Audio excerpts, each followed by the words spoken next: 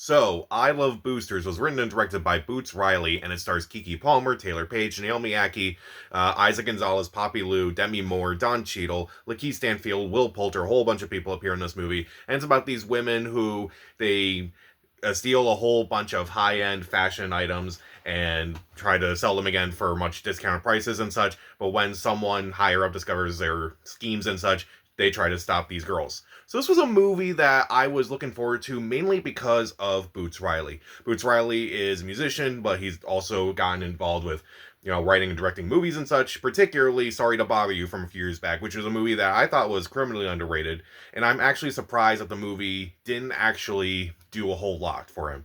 Like, I'm surprised that this is his first movie in 8 years, and I'm like, wow, I'm kind of surprised that it took you this long to make a new movie, Boots Riley, and I wish you would make more movies, because after watching this movie, literally, I had to go an hour and a half out of my way just to see this movie, and it is definitely worth it. Especially if you enjoyed his last movie, this movie is definitely in the same vein as that. This movie is really funny, really over the top, wildly unpredictable, and definitely something that you don't see every day. So let's start off with the things I do like in this movie. First off, the main performances are really good, particularly Kiki Palmer. I thought she was really good in this movie. I thought her character was very intriguing. I thought her character was very fascinating. I really liked seeing her. The other girls are good too. Taylor Page is also really good. Naomi Ackie's pretty good as well. Poppy Lou and Isaac Gonzalez, they're also good in their roles.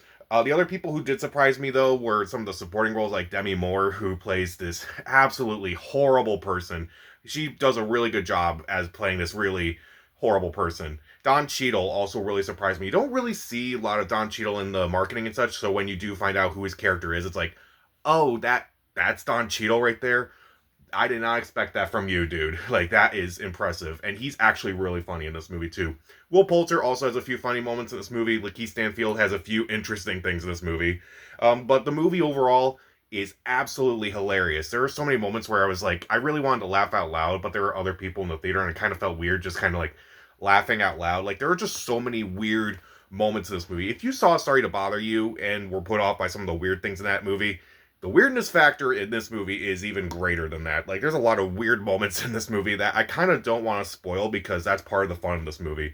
It's just like things you kind of see in the background, some things are kind of in the foreground. It's like, okay, there's a lot of weird crap going on in this movie, but I'm actually in love with it. Now, the music by Tune Yards I thought was actually really good too. I thought it was catchy. I thought it was it felt like it matched the movie overall and the chaotic nature of the movie itself. The cinematography by Natasha Breer is also really well done. Not just the colors are just popping off the screen, and also the camera movements themselves are also very fluid and very well done and such. The atmosphere of this movie is just absolutely insane. This movie goes all over the place, but I feel like it works. Normally, a movie that kind of goes all over the place would kind of annoy me, but I feel like for a movie like this, it actually does work because what they're trying to do a little too much, but I do definitely feel like it works overall. But there's so many things that are kind of like hidden throughout this movie that I'm like, oh, I kind of did not realize that. And if I go back and watch this movie, I'm definitely going to see that in a different light the next time. But also, this movie is just wildly unpredictable. There's a twist about halfway through this movie that I did not see coming, but I felt like it actually felt like it was, it was actually fit the story overall. And I thought it was actually kind of an interesting way to go about this. And it's like, yeah, that kind of goes in line with something that Boots Riley did with Sorry to Bother You and such. And again, it's just very wildly unpredictable. I could not guess where this movie was going.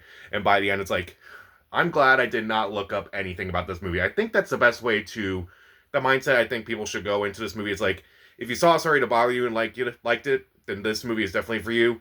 But also, if you want to see something that's just completely out there, completely unpredictable and such, this is the movie as well. Now, let's talk about some things I don't like about this movie. I do think that there are some slow moments in this movie.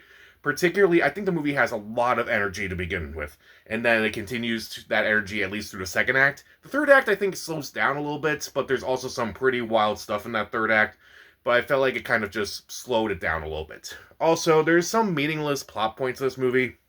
At first, I thought Isaac Gonzalez's plot point was a little pointless, but then when you kind of figure out like how she's really involved in the story, it's like, okay, that does make sense. Lakeith Stanfield, who, I like Lakeith Stanfield, but his part in this movie, it's kind of odd. And when you see some things in this movie, it's like, okay, that's kind of keeping in tone with this movie, but at the same time, maybe it's a little too far fetched. And I was thinking, it's like, that's kind of weird. And that's coming from someone who really likes Sorry to Bother You. This was a movie that was like, there was a moment in this movie where it's just like, it goes there, I'll say. And it's just kind of odd to me. Like, at least when things kind of got odd and Sorry to Bother You, it kind of made sense. This one kind of felt like way too odd and way too out there. But I still thought this movie was at least entertaining enough. Definitely a movie that's worth checking out. But unfortunately, the movie, again, I had to go an hour and a half out of my way to see this movie. And that was definitely worth it for me. But it's kind of annoying that Neon did not really distribute this movie elsewhere other than like a handful of cities. But if you have a chance to see this movie, I would definitely recommend seeing it. So overall, I do think the actors do a really good job, particularly Keke Palmer, Demi Moore, Don Cheadle. Everyone in the cast is really good. It's very colorful. It's very vibrant. The camera movements are great. The music is great. I really enjoyed a lot of this movie, and like I was very intrigued by what this movie had to say and such, and definitely along the lines of something like Sorry to Bother You. But I do think there are a couple plot points in this movie that are maybe a little unnecessary and maybe also kind of just odd. But also, I feel like the movie does lose a little bit of energy by the end of the movie. But this is definitely worth seeing. So I will give I Love Boosters 3 out of 4 stars. See it. So, who is the most underrated director working in the industry right now? Comment down below, subscribe to the channel. This is Pat, and stay safe.